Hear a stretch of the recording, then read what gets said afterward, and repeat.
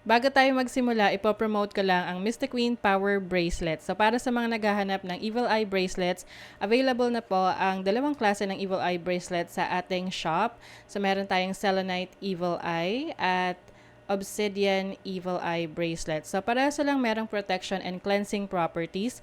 Ang kaibahan nga lang is ang Selenite is nagre-recharge rin siya ng mga crystals and semi-precious stones na kasama niya. So pwedeng isuot nyo to alongside with other bracelets and i-recharge din niya yon.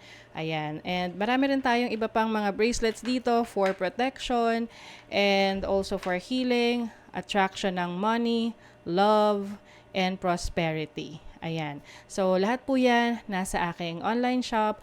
Pakicheck nyo na lang po. Lahat ng link ay nasa description. Happy shopping! Capricorn, hi! Welcome to Mr. Queen PH. At ito ay isang timeless love reading for you. So, anytime na mapanood nyo to, as long as makaka-resonate kayo, this reading is for you. And of course, this is a general reading. Maaari kayong makarelate, maaring hindi. Just take what resonates. Panoorin nyo rin ang inyong Sun, Moon, Rising, and Venus para sa iba pang mensahe. Meron tayong video na nagpapaliwanag tungkol doon. Link on the description. And thank you so much po sa lahat ng sumusuporta dito sa ating channel. And just a reminder that you have the power to create your own reality. So gamitin nyo lamang ang reading na to bilang gabay. Okay, let's see what's going on sa inyong love life. Capricorn. What's going on sa love life ng mga Capricorn? Four of Cups. Hindi masaya. Hindi kontento. You feel like there's something that you need to get from this relationship pero hindi mo nakukuha. Ooh, Seven of Swords.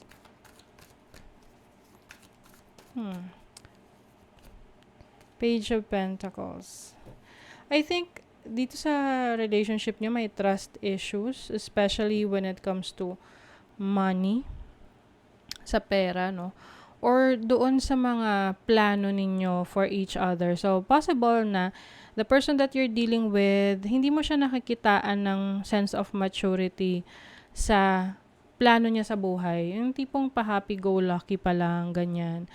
And that's why maaring nakakaramdam ka ng ng disappointment sa person na to. And maari ring nako-confirm mo na may mga pagkakataon na hindi to nagsasabi ng totoo sa'yo or hindi ka masyadong nagtitiwala na sa taong to. So, let's see yung recent past. Ano yung recent past ng mga Capricorn sa love life? Queen of Swords. Three of Cups. Parang meron kang binigyan ng chance dito. Alang-alang sa pinagsamahan ninyo. Yung tipong you tried to disconnect from this person in the past. Pero naayos, nag-reconcile, nagkaroon ng, ang tawag doon, compromise agreement. Where is this relationship going? Ano yung near future energy? Page of Swords. Ace of Swords. Okay. Ace of Swords, new beginning. It's like an idea of parang merong katotohanan, may realization dito sa relationship na to in the future if you want to move forward with this person or not.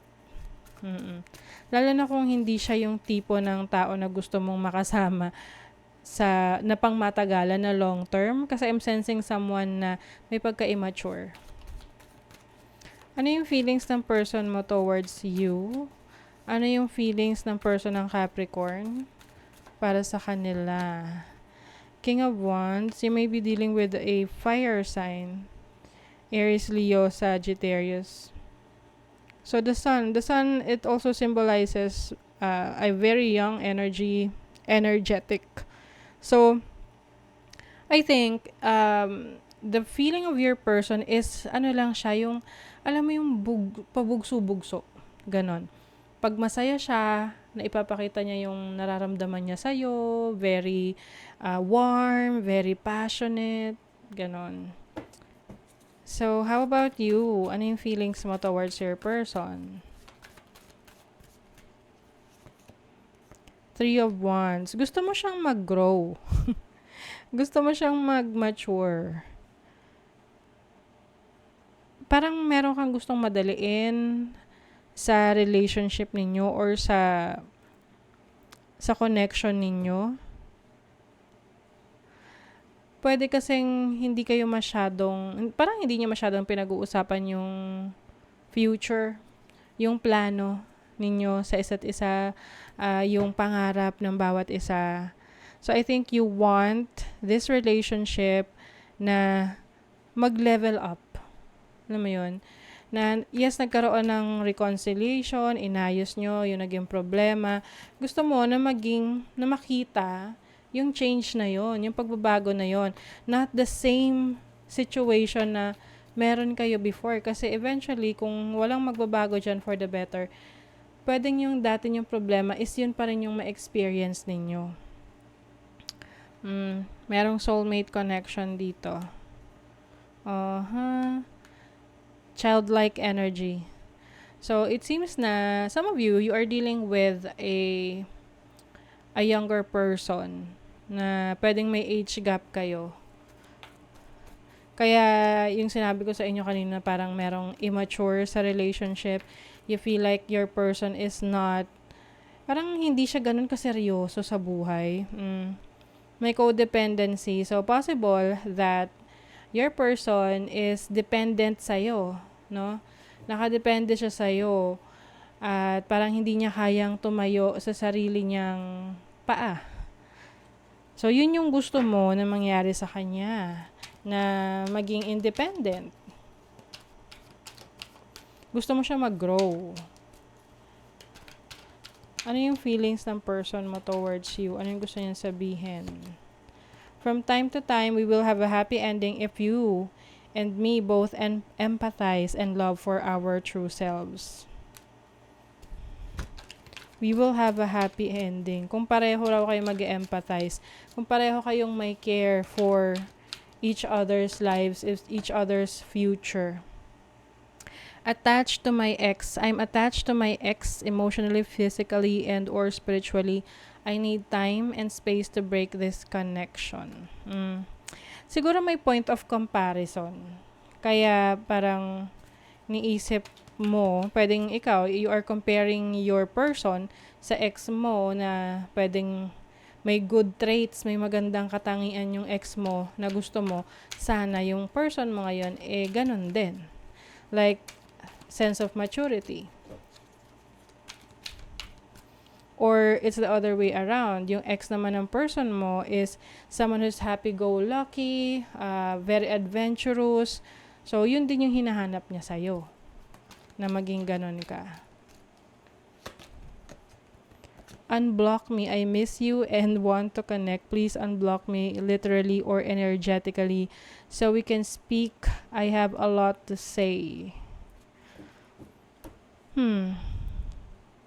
You really need to talk. Kailangan mag-usap talaga. Hindi yung parang iniiwasan nyo na pag-usapan yung main problem.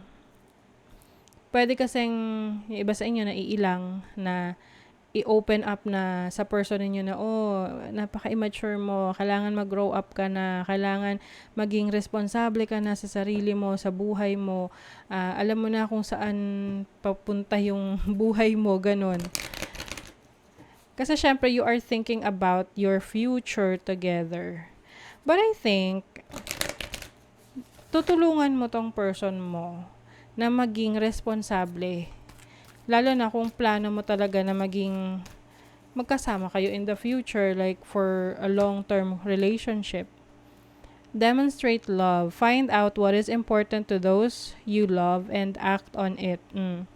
So, taking action sa mga bagay na importante sa inyo, sa isa't isa. So, for example, your person wants to be taken care of. Siguro kung may pagka-immature to, kailangan mong sabihin sa kanya na hindi sa lahat ng oras nandyan ka para alagaan siya. So kaya kailangan kaya niya ring alagaan yung sarili niya. Alam mo yun, mas maging open ka sa gusto mo para sa person mo. Kung ano yung ina-expect mo sa kanya. Kasi kailangan may growth sa relationship. Kasi kung hindi kayo nag-grow together, ano na lang yung naghihintay sa future ninyo. 'Di ba? So, that is your reading, Capricorn. Kung nagustuhan nyo ito, naka-resonate kayo, mag-comment kayo dyan. Like, share, subscribe para lagi kayong updated sa ating mga readings. Thank you so much, Capricorn. See you again.